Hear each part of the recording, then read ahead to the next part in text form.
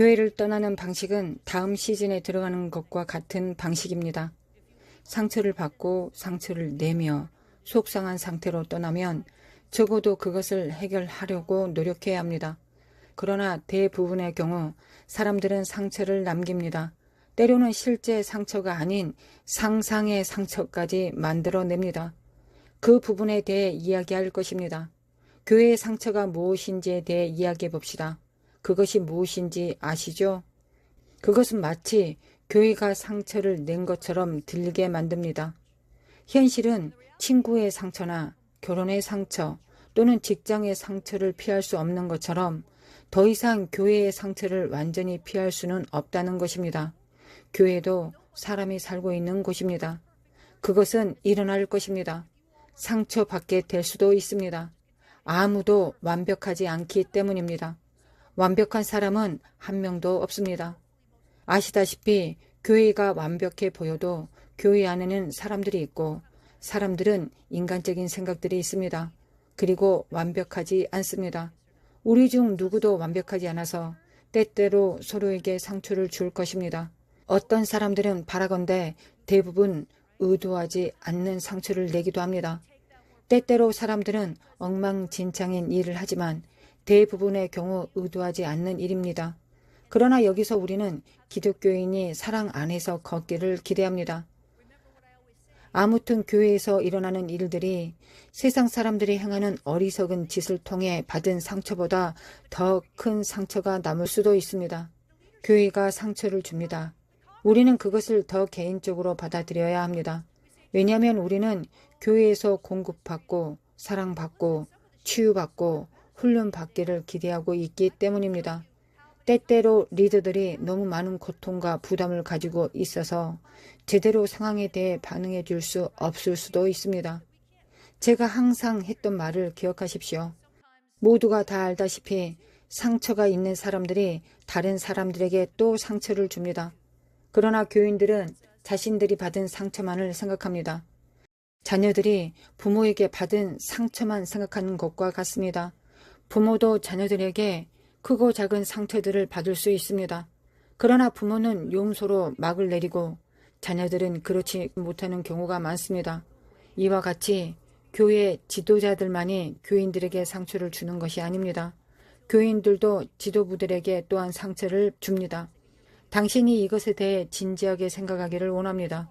우리는 교회가 양들을 너무 학대하여 상처를 준다고 말합니다. 들어보십시오. 일부 양들이 목사님을 매일 십자가에 못 박습니다. 제가 교인들에게 몇 번이나 배신당했는지 이루 말할 수 없습니다. 다른 지도자가 아닌 회중 가운데 앉아있는 사람들에 의해서 말입니다. 당신은 자각해야 합니다. 때때로 지도자들도 하나님 앞에 자신의 상처를 다루고 있습니다. 하나님 앞에서 인내하고 돌보고 사역하고 있습니다. 양들만이 항상 상처를 받고 교회가 혹은 하나님께서 상처를 주었다는 식으로 되어서는 안 됩니다. 에베소서 4장 2절에는 이렇게 기록되어 있습니다. 모든 겸손과 온유로 하고 오래 참음으로 사랑 가운데서 서로 용납하고. 그러나 우리는 상처를 냈다고 모함하고 험담하고 불평합니다. 누가복음 6장 31절에 우리가 대접받고 싶은 대로 다른 사람을 대하라고 하지만 종종 우리는 사람들이 우리가 좋아하지 않는 것을 할 때까지는 그들에게 잘 대해줍니다. 이번 주에 기도 인도자가 있었는데 우리는 그녀를 내보내야만 했습니다. 그녀는 다른 나라에서 왔는데 너무 상처받았다고 다른 기도 지도자들을 비난했습니다. 그녀는 암스테르담에 있는 우리 기도 인도자가 자신의 네트워크 장치 허브를 폐쇄했다고 비난했습니다. 그는 그녀의 허브를 폐쇄하지 않았습니다. 사실 저는 그를 압니다. 그는 네덜란드에서 꽤 유명한 목사님이십니다. 저는 그에게 말했습니다. 이 여성이 이렇게 말하고 있는데 나는 사실이라고 믿지 않습니다. 당신이 이 여성에 대해 잘 알고 있기를 바랍니다. 그녀는 상처를 받았기 때문에 독한 마음, 쓴뿌리가 있었습니다. 그리고 매우 냉소적이었습니다.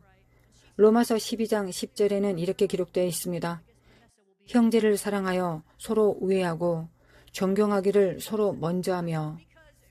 그러나 우리가 입술로 존경하고 남을 등 뒤에서 무시하는 것이 문제입니다. 불행히도 우리는 교회에서 이것을 봅니다. 빌립보서 2장 4절 각각 자기 일을 돌볼 뿐더러 또한 각각 다른 사람들의 일을 돌보아 나의 기쁨을 충만하게 하라.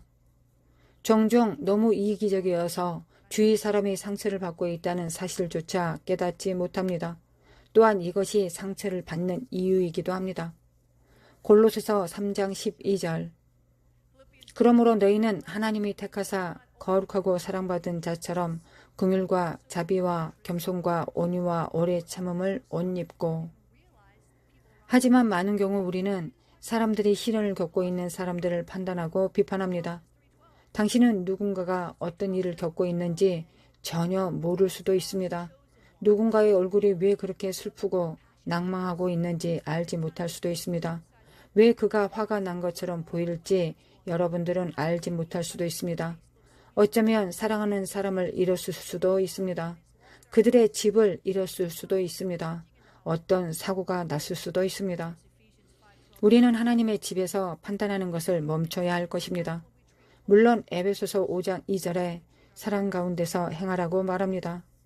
그리스도 안에 있는 우리의 형제 자매를 대하는 것보다 완전히 낯선 사람을 더 잘 대하는 것은 슬픈 일입니다. 우리는 정말로 교회 안에서 이것을 다루어야 하고 하나님 아버지 앞에 정리해야 합니다. 저는 이 교회에 매우 만족합니다. 여기에는 이런 것들이 많이 보이지 않습니다. 누군가가 잘못 행동하고 있다면 우리는 사랑으로 문제를 해결합니다. 사랑으로 진실을 말하십시오. 골마두게 하지 마십시오. 그것이 독이 되고 쓴뿌리가 되기 때문입니다. 교회에서 상처받은 일들이 생각 이상으로 많이 일어나고 있습니다. 이 통계를 들어보십시오. 미국에서 교회 가지 않는 사람들의 37%가 교회나 교회 사람들과의 부정적인 과거 경험 때문에 교회를 피한다고 말했습니다. 기독교인의 거의 절반이 교회에서 상처를 입었기 때문에 교회에 가지 않습니다. 이것이 어떻게 성령님을 슬프게 하는지 상상할 수 있습니까? 매년 270만 교회 신자들이 교회에서 활동을 중단했습니다.